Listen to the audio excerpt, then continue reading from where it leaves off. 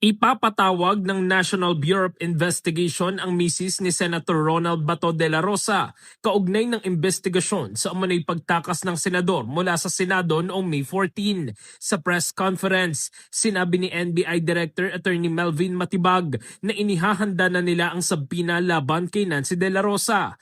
Kaugnay ito ng naging pahayag ni Nancy sa pamamagitan ni Senate President Alan Peter Cayetano na ginamit umano ni de la Rosa ang insidente ng Senate shooting noong May 13 bilang pagkakataon upang makatakas. Bukod kay Nancy de la Rosa, sinabi rin ni Matibag na ipapasabinan nila ang iba pang personalidad na may huling komunikasyon o recent contact umano sa senador. Samantala, pinag-aaralan pa ng NBI kung kailangan pang ipatawag si Senator Robin Padilla matapos itong kasuhan ng Criminal Investigation and Detection Group ng Obstruction of Justice. Matatanda ang inamin ni Padilla na isinakay niya si de la Rosa palabas ng Senado at ibinaba ito sa Makati City noong May 14.